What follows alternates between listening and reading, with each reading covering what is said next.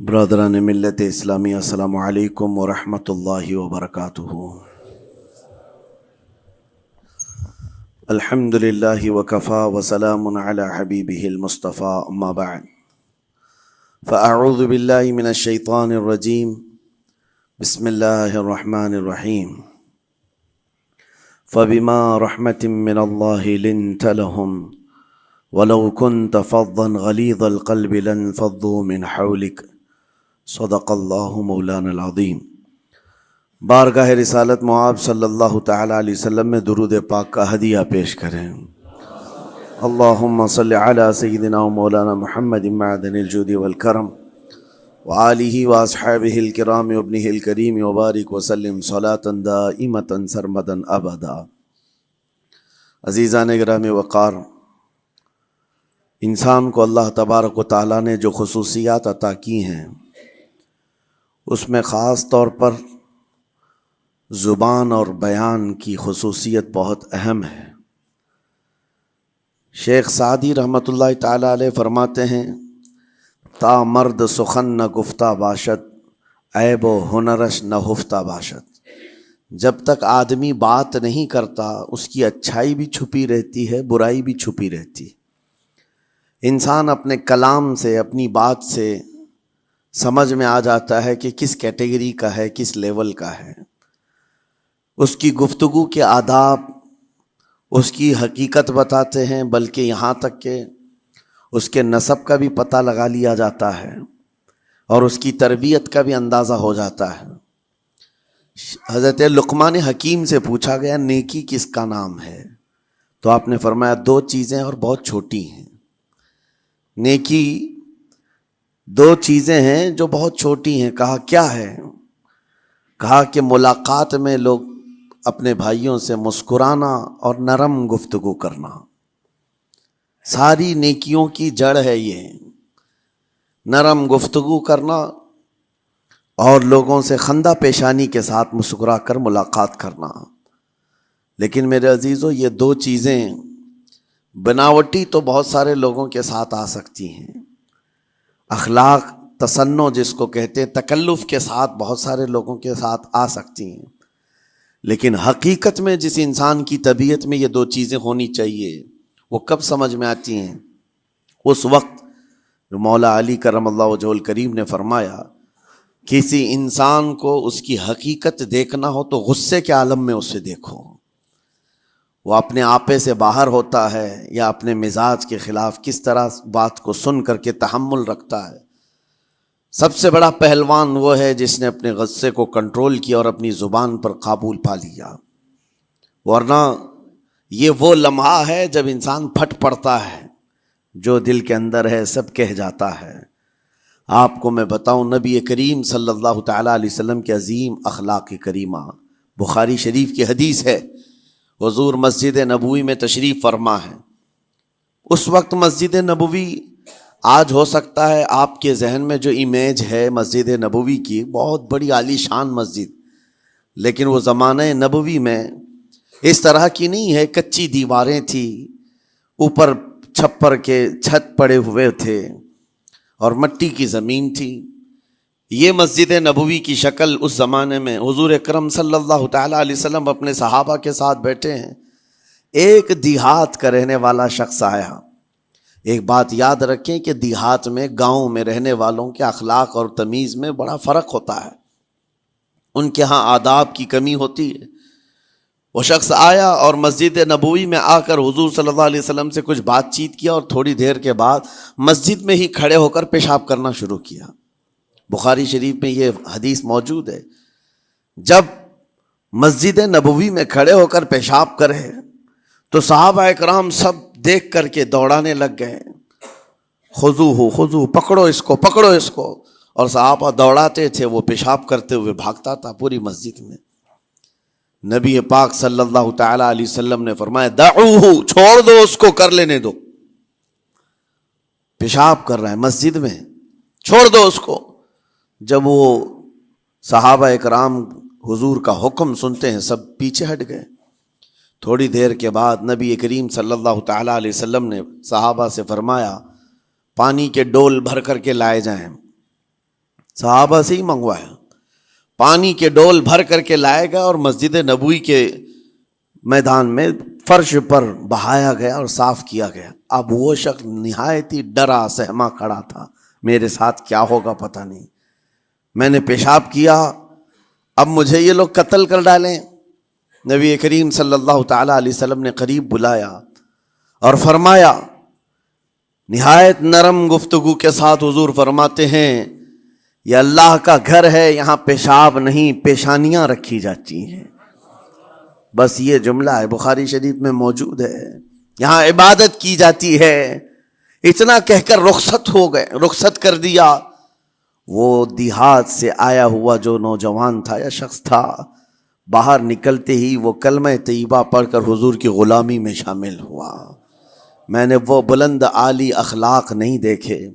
نبی کریم صلی اللہ علیہ وسلم کے بارے میں قرآن کہتا ہے، فَبِمَا رَحْمَةٍ مِّنَ اللَّهِ لِنْتَ لَهُمْ، اللہ کی رحمت سے آپ لوگوں کے لیے نرم ہیں، اس لیے لوگ آپ کے ارد گرد لگے ہوئے رہتے ہیں۔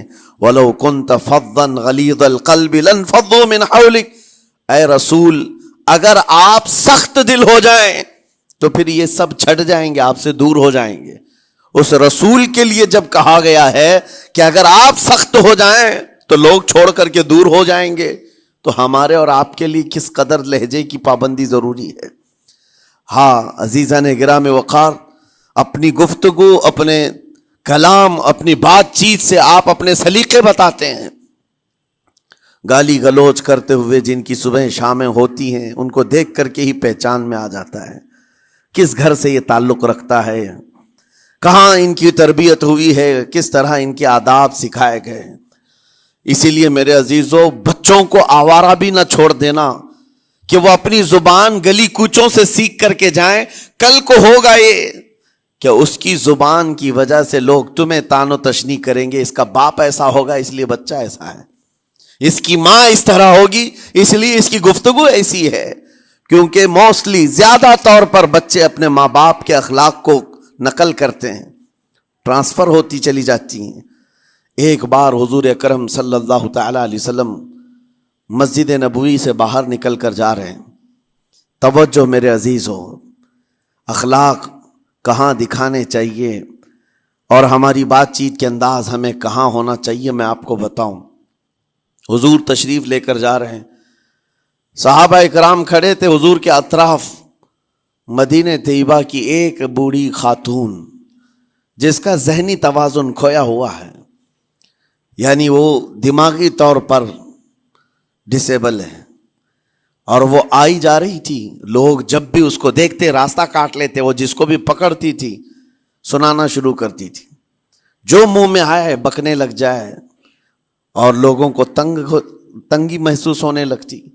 صحابہ نے دیکھا کہ یہ عورت آ رہی ہے، حضور کی طرف آ رہی ہے، سب نے حضور صلی اللہ علیہ وسلم کو گھیر لیا، اس کا راستہ روکنے کے لیے۔ اب آئے گی اور نبی کریم صلی اللہ علیہ وسلم کے پاس اگر زبان درازی کرنے لگ جائے، پاگل عورت ہے، اور بک بک کرنے لگ جائے، حضور پاک صلی اللہ علیہ وسلم کے ادب میں کہیں کمی نہ آ جائے۔ صحابہ کا یہ ہمیشہ اہتمام رہتا۔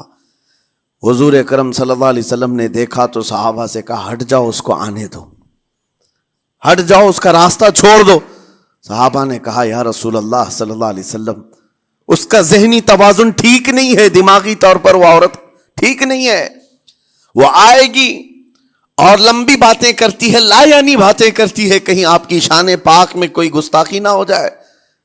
صحابہ روک رہے تھے، حضور پاک صلی اللہ علیہ وسلم نے سختی سے فرمایا، ارشاد فرمایا، ہٹ جاؤ، اس کا راستہ چھوڑ دو، مجھے پتا ہے پورے مدینے میں اس کی کوئی نہیں سنتا، میں بھی نہ سنوں تو کس کو سنائے گی، اگر میں بھی نہ سنوں تو وہ کس کو سنائے گی۔ یہ میرے مصطفیٰ کریم صلی اللہ تعالی علیہ وسلم کے دربار عالی جاہ کی وہ بلند اخلاق کریمانہ کی ایک مثال ہے، جس کو خود میرے آقا نے فرمایا، بعثت لأتمم مکارم الاخلاق۔ عزیزان اکرام وقار، لوگوں کے آج حالات ایسے ہیں کہ اچھے لوگوں کے ساتھ اخلاق الگ دکھائے جاتے ہیں، چھوٹے لوگوں کے ساتھ اخلاق الگ دکھائے جاتے ہیں۔ سٹیٹس کا آدمی ہو تو اس کے ساتھ ملنے کے طریقے الگ ہیں، اور غریب کوئی آ جائے، فقیر کوئی آ جائے تو اس سے ملنے کا انداز الگ ہو جائے. یہ نہ ہو، یہ ہم سب کے لیے نصیحت ہے. اسی ممبئی کی سرزمین پر میں آپ کو بتاؤں، ایک ماہم شریف میں بزرگ حاجی صاحب ہوا کرتے تھے، آج سے تقریباً 10-12 سال پہلے کی. وہ کئی لوگوں سے ایک سوال کرتے تھے پکڑ پکڑ کر کے کہ میرا ایک سوال ہے، آپ جواب دیں گے، میرا ایک سوال ہے. کئی علماء سے انہوں نے پوچھا، مجھ سے بھی انہوں نے، جب میں نیا تھا مصر سے پڑھ کر کے آیا تھا، میرے پاس آ کر کہا کافی سالوں سے میرے ذہن میں ایک سوال ہوتا ہے، میں آپ سے بھی پوچھنا چاہتا ہوں. کہا بتائیے کیا ہے. کہا میں حضور سرکار مجاہد ملت رحمت اللہ علیہ کا مرید ہوں. علامہ حبیب الرحمن مجاہد ملت، رئیس اعظم اڑیسہ، جن کے خدمات جلیلہ آج ہو سکتا ہے نئی جنریشن کو نہ معلوم ہو، ان کا لقب ہے مجاہد ملت، جنہوں نے سنیت کی بقا کے لیے اپنا تن من دھن سب قربان کیا تھا. وہ مجاہد ملت عظیم بزرگ ولی کامل ہے. فرما یہ حاجی صاحب کہتے ہیں کہ میں ایک نارمل آدمی تھا، کڑیا تھا، یعنی گھر بنانے کا کام کرتا تھا. جب وہ ممبئی تشریف لاتے تو دوڑ کر کے ہر جگہ سے لوگ ملنے آتے. میں بھی گیا تھا، اور اس وقت میں جوان تھا. حضور مجاہد ملت رحمت اللہ علیہ کی بات وہ بتا رہے ہیں کہ لوگ لائن لگا کر کے مصافحہ کر رہے تھے، مل رہے تھے. جب مل رہے تھے تو پھر میرا نمبر آیا، میں ملنے کے لیے گیا. بزرگوں کے سب ہاتھ چومتے ہیں، یہ ہمارے سنیوں کے طور طریقے ہیں. ادب، علماء ذوی الاحترام کے ہاتھوں کا بوسہ لینا یہ مستحسن ہے، یہ ہمارے آداب میں سے، معمولات اہل سنت میں سے. تو جب سب لوگ ان کے دست بوسی کر رہے تھے، ہاتھ چوم رہے تھے، میں بھی قریب گیا، اور جب میرا نمبر آیا میں ہاتھ چومنے کے لیے گیا تو انہوں نے میرا ہاتھ لے کر خود ہی چوم لیا. وہ بزرگ عالی جاہ ولی کامل جن کو دنیا مجاہد ملت کہتی ہے، میرا ہاتھ انہوں نے چوم لیا. اور میرے اندر ایسی پشیمانی تھی کہ میں کیا کروں سمجھ میں نہیں آیا. میں ایک معمولی سا کڑیا، اور کہاں ان کا مقام کہاں میرا. تو اس کے بعد وہ اس بے چینی میں رہتے تھے کہ ایسا کیوں کیا، ایسا کیوں کیا، کیونکہ پوچھنے کا موقع ہی نہیں ملا. ایک بزرگ تھے، انہی کے خلیفہ تھے حضور مجاہد ملت کے، انہوں نے اس کا جواب دیا. میرے عزیزو کیا بہترین جواب تھا. حضرت مجاہد ملت رحمت اللہ تعالی علیہ یہ چاہتے تھے کہ ہزاروں لوگ ہماری تعظیم کرتے ہیں تو کہیں ہمارے دماغ میں بادشاہت کا خیال نہ آئے، ہم غریب اور فقیر کا ہاتھ چوم کر اپنے نفس کی مخالفت بھی کرتے ہیں. اخلاق کریمانہ دکھانے کے لیے اسٹیٹس والوں کے ساتھ ہی نہیں، غربا فقراء کے ساتھ بھی وہ اخلاق ہوں. نبی کریم صلی اللہ تعالی علیہ وسلم کے وہ آداب آج اگر آپ اپنا لیں، بہت ساری کڑوی چیزیں ویسی ختم ہو جائیں. آج ممبئی کی سرزمین پر سب سے بڑا یہ چیلنج ہے بات کرنے میں. نوجوانوں کے تو آج پارے چڑھے ہوئے ہوتے ہیں، ان سے کوئی بھی بات کر لے، جس تیور میں یہ بات کرتے ہیں ایسا لگتا ہے کہ ابھی لڑائی ہو جائے گی، ابھی جھگڑا ہو جائے گا. اس کی عادت سی بن گئی ہے. آپ کو پتہ ہے فرمایا گیا، عربی کا قول ہے جراحت السنان لها التیام ولا یلتام ما جرح اللسان. تلوار سے، چاقو سے دیا ہوا زخم سوکھ سکتا ہے، زبان سے دیا ہوا زخم کبھی نہیں سوکھتا.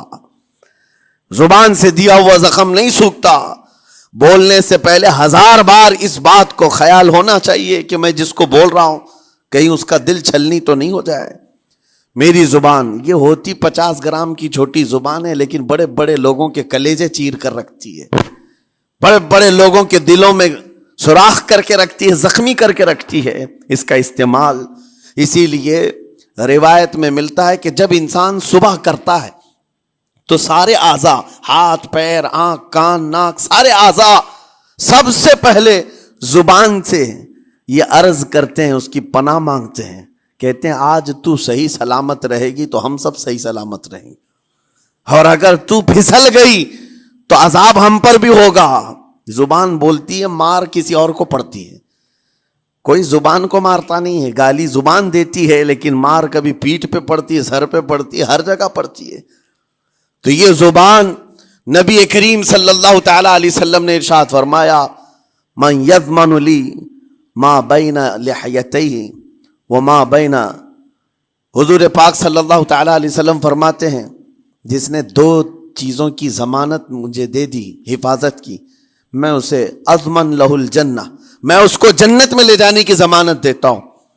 دو چیزیں کیا ہیں؟ حضور فرماتے ہیں ایک دو جبڑوں کے بیچ میں جو موجود زبان ہے اس کی حفاظت کر لے، اور دو رانوں کے بیچ میں جو شرمگاہ ہے اس کی حفاظت کر لے، یہ دو چیزیں جس نے بچا لیا میں اس کو جنت میں لے جانے کی ذمہ داری دیتا ہوں، ضمانت دیتا ہوں۔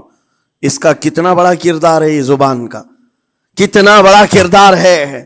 اور حضور نے ایک بار پکڑ کر کے فرمایا تھا، زبان کو پکڑ کر کے کہا تھا یہ وہ زبان ہے جو انسان کو جنت میں بھی لے جاتی ہے اور دوزخ میں بھی لے جاتی۔ کلمہ کس سے پڑھتے ہیں آپ؟ لا الہ الا اللہ، زبان ہی سے تو پڑھتے ہیں، اسی کلمے نے آپ کو جنت تک پہنچایا۔ اور کافر جو کفر کرتا ہے وہ بھی زبان سے ہی کرتا ہے، اور زبان اسے ہمیشہ کی دوزخ میں لے جاتی ہے۔ اس زبان کو چلانے سے پہلے 1000 بار سوچ لیں کہ آج لہجوں کی سختیاں بڑھتی چلی گئیں، اور آپ کو پتہ ہے قرآن پاک میں رب تعالیٰ نے یہ فرمایا وَلَا تَقُلْ لَهُمَا اُفٍّ وَلَا تَنْهَرْهُمَا، والدین کے بارے میں بچوں کو کیا کہا گیا؟ ان کو اف تک نہ کہو۔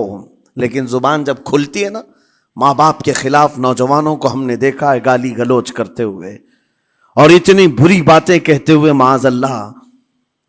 عزیزان گرامی وقار، حضور نے تو یہ فرمایا جس نے پلٹ کر کے اپنے ماں اور باپ کو سخت لہجے میں بات کیا یا ان کی نافرمانی کی، حضور فرماتے ہیں میرا دل چاہتا ہے کہ اس کے گھر کو آگ لگا دوں، آگ لگا دوں۔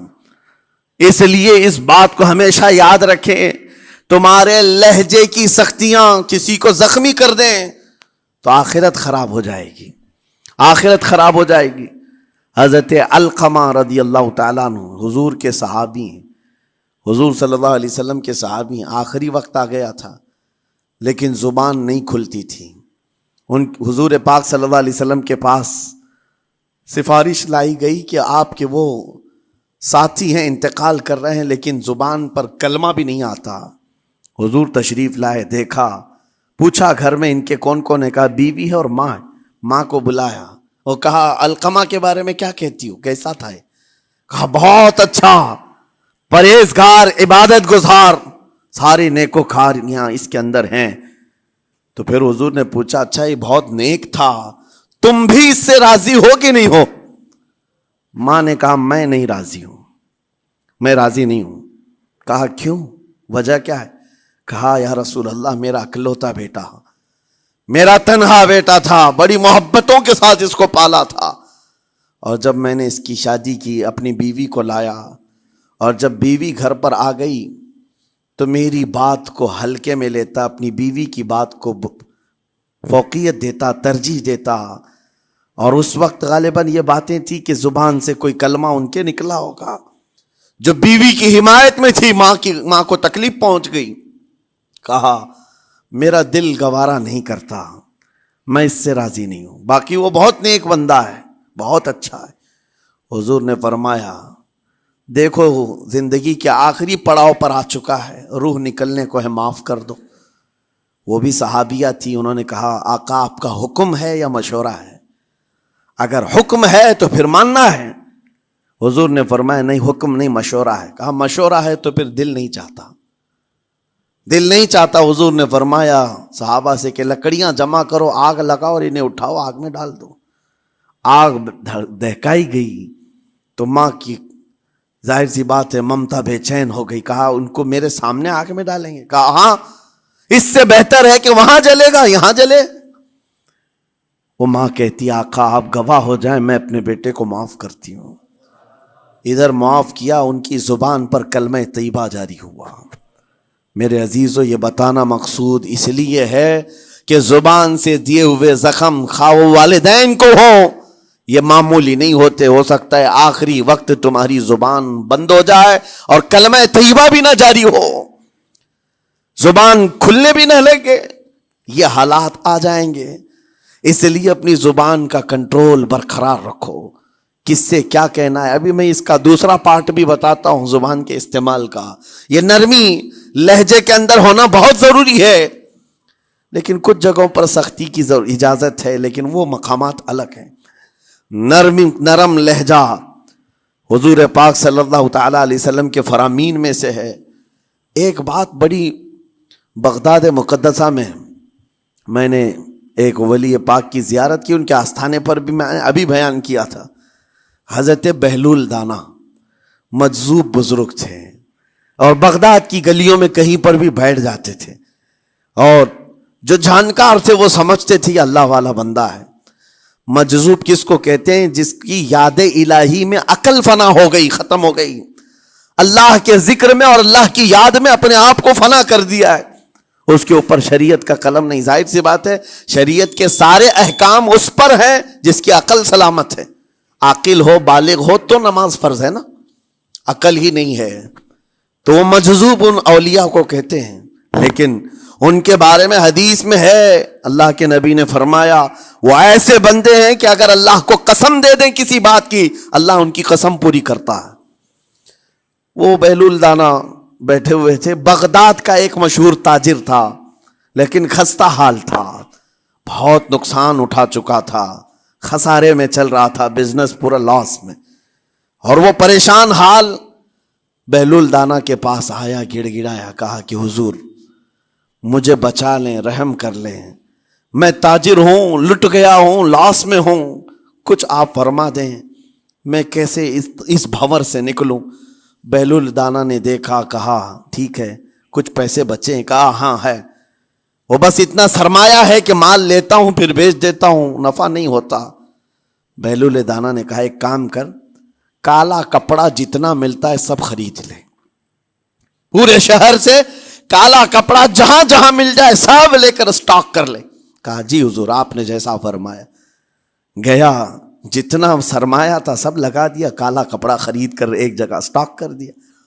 اللہ والے کا حکم تھا، لیکن ہوا یہ کہ بغداد کا معمول تھا، 8 دن گزرے نہیں تھے کہ وہاں وقت کے حاکم کا انتقال ہوا، اور جب حاکم کا انتقال ہوتا تو شہر کے جتنے بڑے لوگ ہوتے، رئیس لوگ، وہ اس کے سوگ میں، اس کے غم میں کالا کپڑا پہنتے تھے، اور کالا کپڑا سوائے اس تاجر کے کسی کے پاس نہیں تھا، اور سارے بڑے لوگ پیسوں سے اس کے پاس کالا کپڑا خریدنے آئے، یہ منہ بولے قیمت پر، جیسے تیسے جتنی قیمت پر بولے سب خرید کر لے جاتے، اور پل بھر میں ایک دن کے اندر وہ بہت بڑا کروڑ پتی بن گئے، بہت مال آ گیا۔ یہ بات یاد رکھیں، اللہ مال دیتا ہے، اس کے بعد پھر آزمائش بھی ہوتی ہے۔ مال اتنا آ گیا، اب لے کر کے مستیاں تھیں، چند دن گزرے، ظاہر سی بات ہے مال کو بڑھانے کی تمنا ہر ایک کی ہوتی ہے، کوئی یہاں پر اینڈ کرنے والا نہیں ہے دنیا میں، چاہے اس کا بزنس اربوں پر بھی پہنچ جائے، اسے آگے پہنچنا ہے۔ چند دن گزرے تھے، 8-10 دن، پھر آیا حضرت بہلول دانا کو ڈھونڈتے ہوئے، ایک جگہ میدان میں یہ مجذوب بزرگ بیٹھے مل گئے، آیا اور کہا او دیوانے بتا اب کیا خریدوں، پیسہ بہت ہے ابھی میرے پاس، بتا دیوانے اب کیا خریدوں؟ انہوں نے دیکھا، کہا کہ لہجہ تو بدلا ہوا ہے، پیسہ بہت زیادہ تھا، کہا کہ ٹھیک ہے کوئی بات نہیں، اللہ والوں کو ان سب چیزوں سے کوئی لینا دینا نہیں۔ آپ نے کہا مال جتنا ہے تیرے پاس سب لے کر کے خربوز خرید لے، تربوز خرید لے، جس کو کلنگڑ کہتے ہیں، تربوز پورے خرید لے۔ اس نے کروڑوں کی جائیداد پورے تربوزوں میں لگا تھی، سب تربوز خرید کر سٹاک کر دیا ایک جگہ، اور اس کے گمان میں یہی تھا کہ چند دن گزریں گے، کوئی ایسا ہی حادثہ ہوگا جب تربوز منہ مانگی قیمت پہ لوگ خریدیں گے اور میں بیچوں گا۔ پورا مال تربوز میں لگایا، 2 دن 4 دن 6 دن 8 دن گزرے، کوئی حادثہ نہیں، ادھر تو تربوز سڑنے لگ گئے، وہ تو زیادہ دن سٹاک نہیں کیے جا سکتے، سڑن شروع ہو گئی، پھر تھوڑے دنوں کے بعد پورے کے پورے سڑ گئے، کروڑوں کا مال تربوز میں سڑ کے چلا گیا، وہ بیچ بھی نہیں سکا، کچھ نہیں کر سکا، واپس چیختا چلاتا اسی حالت میں آیا، پہلے سے بھی زیادہ بدتر حالت میں آ گیا ہوں، دوڑتے ہوئے آیا، حضرت بہلول دانا کو ڈھونڈتے ہوئے، کہاں ہیں؟ وہ اسی جگہ بیٹھے ہوئے مٹی میں بیٹھے رہتے تھے، قریب آیا اور کہنے لگا کہ آپ نے میرے ساتھ ایسا کیوں کیا بہلول؟ بہلول دانا نے کہا کیا ہوا؟ کہا میں تو لٹ گیا، تربوز میں پیسے لگائے آپ کی وجہ سے اور پورے سڑ گئے۔ بہلول دانا نے کہا میں نے تو کچھ نہیں کیا، پہلے تو تجھے نفع ملا تھا وہ تیرے لہجے کی وجہ سے، اب خسارہ ہوا ہے تیرے لہجے کی وجہ سے۔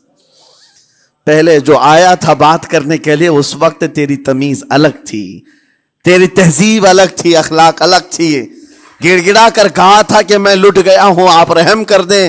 دوسری بار آ کر کے کیا کہا؟ او دیوانے بتا کیا خریدوں؟ لہجہ بدل گیا تو پوری حیثیت بدل گئی۔ زبان ہماری اونچائی پر بھی لے جاتی ہے اور نیچے بھی لے آتی ہے۔ اس بات کو ہمیشہ ملحوظ رکھیں کہ اس زبان سے بہت سارے لوگ نفع بھی اٹھاتے ہیں، بہت سارے لوگوں کو نقصان بھی ہوتا ہے۔ لیکن ساتھ میں یہ بات بھی عرض کروں، نرم گفتگو کرنے کا عادی ہر ایک کو ہونا چاہیے، نرم گفتگو کرنے کا عادی ہر ایک کو ہونا چاہیے، اس کی نیکیوں کی علامت ہے، اس کے اخلاق کی علامت ہے۔ لیکن ساتھ میں امام شافعی رحمۃ اللہ تعالی علیہ نے یہ بھی فرمایا، چاہے جتنی بھی نرم طبیعت ہو انسان کی، اللہ اور اس کے رسول کے لیے غیرت ہونی چاہیے۔ اللہ اس کے رسول کے خلاف بات سنے تو پھر نرم لہجے کا استعمال نہ کرے، پھر وہ بزدلی کہلائے گی، وہ بزدلی کہلائے گی۔ آج میں ایک بات یہ بھی بتا دوں، بہت سارے لوگ یہ سمجھتے بھی ہیں۔ ابھی چند دن قبل میں ماررہ مطہرہ میں بیان کیا اخلاق کے، اولیاء کرام کے مذہب و مسلک پر، اور پچھلے 15 سالوں سے میں نے بہت سارے خطابات کیے ہیں اخلاق پر، معاشرے کی برائیوں پر، لیکن ابھی چونکہ چند دنوں میں جلسے پروگرام بہت سارے ہو گئے اور عظمت ناموں سے رسالت پر زیادہ گفتگو ہونے لگی، تو لوگوں میں ایک امیج الگ بیٹھی ہوئی ہے۔ اور ابھی ہم نے اخلاق حسنہ پر گفتگو کیا کی 8 دن پہلے، ایک بزرگ نے مجھ سے پوچھا ایسی بھی تقریر کرتے ہیں آپ ایسی بھی تقریر کرتے ہیں، یعنی نرم گفتگو بھی کرتے ہیں؟ مطلب یہ ہے کہ ہماری امیج ایسی بنا کر رکھیں کہ ہم ہر وقت چلاتے ہی رہتے ہیں، ہر وقت للکارتے ہی رہتے ہیں۔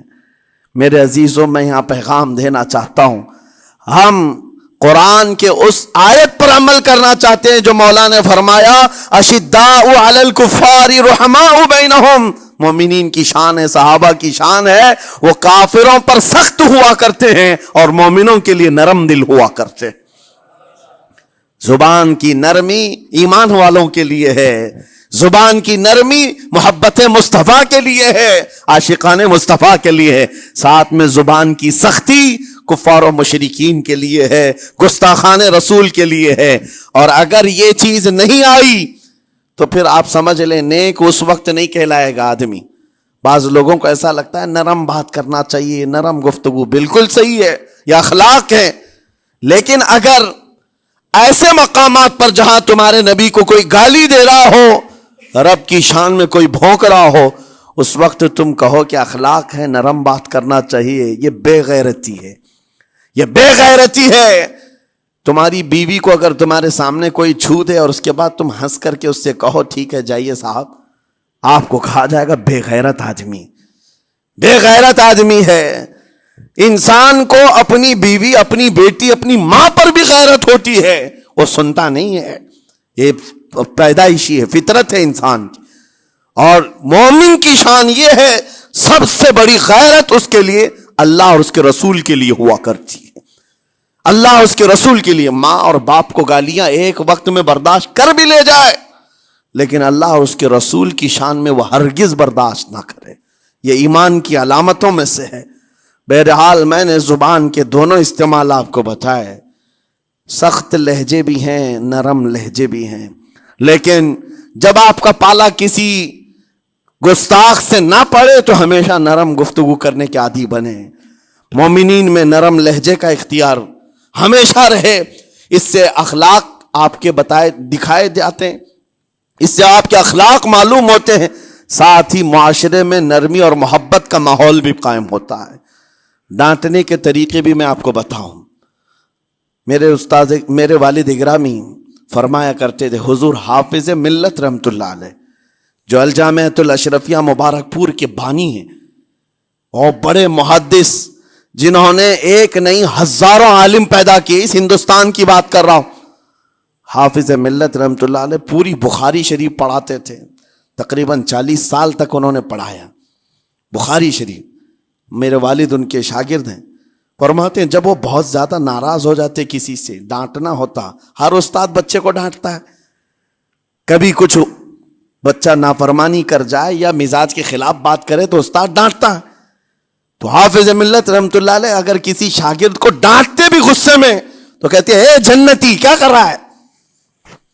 کہتے ہیں اگر یہ جملہ قبول بھی ہو جائے تو بچہ جنتی ہو جائے. لہجے کی یہ استعمالات اولیاء سے سیکھو میرے عزیزو. غصے پر کنٹرول اس وقت تمہارے اخلاق معلوم ہوتے ہیں جب تمہارا غصہ عروج پر ہوتا ہے. اس وقت تمہاری حقیقت لوگوں کے سامنے آتی ہے. وہ اپنے شاگردوں کو ڈانٹتے بھی تو جنتی کہہ کر ڈانٹتے ہیں، یعنی کوئی گالی نہیں ہے، کوئی برے کلمے نہیں ہیں، بلکہ ایسا جملہ ہے کہ اگر قبول بھی ہو گیا استاد کی زبان سے، اس کی تو زندگی وصول ہوگی، اس کا بیڑا پار ہو گیا. ہمارے درمیان ماں باپ کو بھی یہ چاہیے کہ بچوں کو کس طرح کے اخلاق آپ دے رہے ہیں.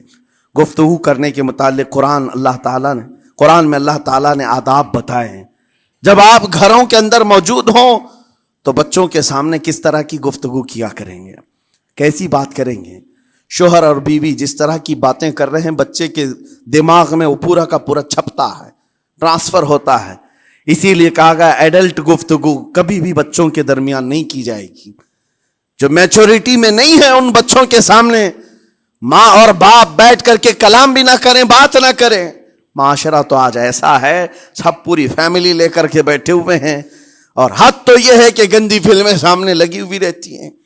وہ کیسے بچا پاؤ گے؟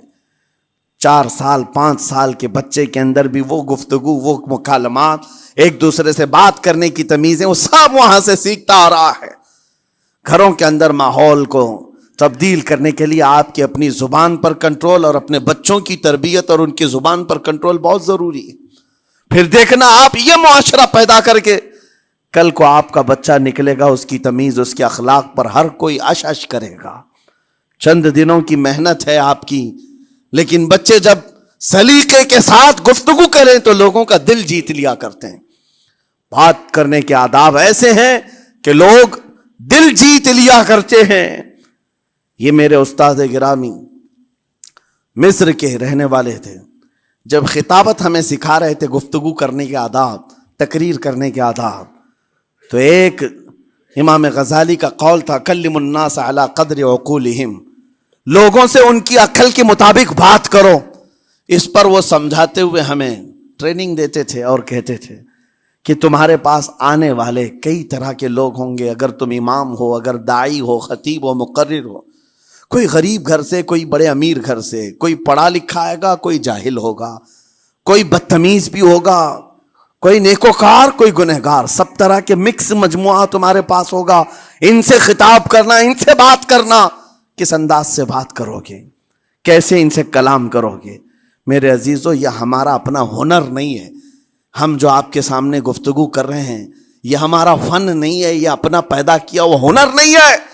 ہمیں سکھایا گیا تھا صرف اور صرف آپ کو اس مجمع سے اور یہ آئے ہوئے جمع غفیر سے بات کرنے کے لیے ایک ہی اسلوب اپنانا ہے. دیکھنا ہے کہ رسول اللہ کیسے بات کیا کرتے تھے. میرے آقا صلی اللہ تعالی علیہ وسلم کا اسلوب اپناؤ.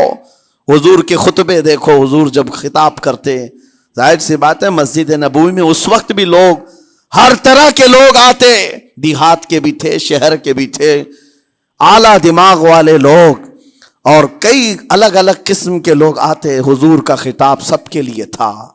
عزیزان گرامی، ان سنتوں پر عمل کر کے آج آپ اپنے لہجے کو بہتر بنا سکتے ہیں.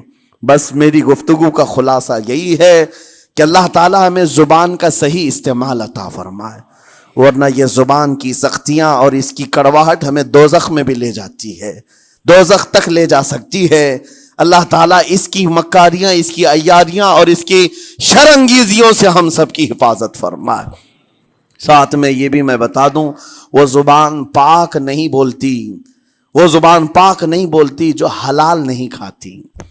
یہ بھی بزرگوں نے فرمایا ہے، یہ زبان پاک نہیں بولتی جو حلال نہیں کھاتی.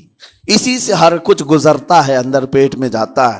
حلال لقمے اس سے گزارو تو زبان پاک بولے، اللہ کا ذکر کرے اور تمہیں زبان میں وہ لذت آنے لگ جائے. لیکن اس سے حرام لقمے گزارتے رہو گے، اس کے لہجے کی سختیاں بھی آ جائیں گی، اس کے اندر کڑواہٹ بھی آ جائے گی، گالی گلوچ، یہ سارے استعمالات یہ زبان کرنے لگ جائے گی. کیوں؟ اس سے حرام لقمے جو گزارے جا رہے ہیں. اس چیز کا بھی خیال ضروری ہے. زبان کو جس طرح کا پیٹرول دو گے ویسی چلے گی یہ گاڑی. جس طرح کا ڈیزل اس کے اندر ڈالتے ہو، حرام یا حلال، یہ بہت معنی رکھتا ہے. اور ایک بات یہ بھی سن کر کے چلے ہیں کہ حضرت سلیمان علیہ السلام کے زمانے میں ایک مناظرہ ہوا تھا علماء کا. بعض لوگوں نے کہا کہ انسان کی ایک جماعت تھی، انسان کی زبان افضل ہے، منہ افضل ہے، اس لیے کہ وہ اللہ کا ذکر کرتی ہے. بعض نے کہا کہ نہیں، انسان کے پیچھے کا مقام اچھا ہے، اس سے بہتر ہے. یہ دونوں کی تکرار میں حضرت سلیمان علیہ السلام کے پاس بات آئی، آپ بتائیں. تو ان سے پوچھا تم اتنی بڑی بات کیوں کہہ رہے ہو؟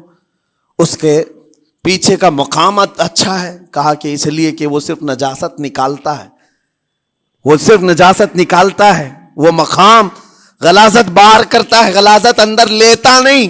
زبان غلاظت اندر بھی لیتی ہے، حرام کھاتی بھی ہے، لوگوں کو زخمی بھی کرتی ہے. ان علماء کی دلیل تھی. تب آپ نے فرمایا بات ٹھیک ہے، جس انسان کا زبان پر کنٹرول نہیں، حرام کھاتا ہو اور بد کلامی کرتا ہو، گالی گلوچ ساری چیزیں کرتا ہو، آپ نے فرمایا اس سے بہتر اس کا پیچھے کا مقام ہے. اور جو انسان کنٹرول رکھتا ہے، حلال کھاتا ہے اور لہجے کی نرمی رکھتا ہے، ظاہر سی بات ہے اس کا منہ ہی افضل ہے، اس کی زبان افضل ہے. اب یہ تو فیصلہ سب کا ہے، کس کو کیا چیز اختیار کرنی ہے. عزیزان گرامی اوقات، یہ بہت بڑی بات ہے جو میں آپ کے سامنے کہہ رہا ہوں. زبان کو اگر کسی دوسری جگہ سے کمپیئر کیا جائے تو لگتا ہوگا نرم، یہ بالکل اچنبے والی بات ہے، عجوبے والی بات ہے، یہ کون سا کمپیریزن ہے. وجہ یہی ہے، بعض لوگوں کو ہم نے اتنا گندا بولتے ہوئے دیکھا ہے. اس سے بہتر ہے کہ وہ نہ بولیں. لوگوں کو زخمی کرتے ہیں، کسی کے مقدسات پر حملے کرتے ہیں. اللہ تعالیٰ ان کے زبان کی شرارتوں سے ہماری حفاظت فرمائے. اور کریم خدا ارحم الراحمین مولا اس چیز سے بھی ہمیں حفاظت فرمائے. قیامت کے دن کچھ لوگ صرف اس لیے پکڑے جائیں گے کہ وہ کچھ نہیں بولتے تھے، لیکن وہ جن کے ساتھ رہتے تھے وہ بولتے تھے، وہ لوگ بولتے تھے، اور ان کی وجہ سے یہ خاموش رہنے والا جو ساتھ میں تھا اسے بھی جہنم میں لے جایا جائے گا. اور وہ اس دن کہے گا پکار کر، یا ویلتا لیتنی لم اتخذ فلانا خلیلا، اے کاش میں فلاں کی دوستی نہیں کیا ہوتا تو اچھا ہوتا، آج میں بچ گیا ہوتا. اپنے ماحول کو بچاؤ، جہاں زبان کی خرابی دیکھو اپنے آپ کو بھی بچاؤ اور اس ماحول سے بھی اپنے کو دور رکھو. اللہ کی بارگاہ میں دعا ہے مولا تعالیٰ اس زبان کو خالص اپنے ذکر میں لگائے اور اپنے حبیب پاک کے ذکر میں لگائے. مولا تعالیٰ ہم کو زبان کی بد کلامیوں سے محفوظ و مامون فرمائے. وآخر دعوانا ان الحمد للہ رب العالمین. السلام علیکم.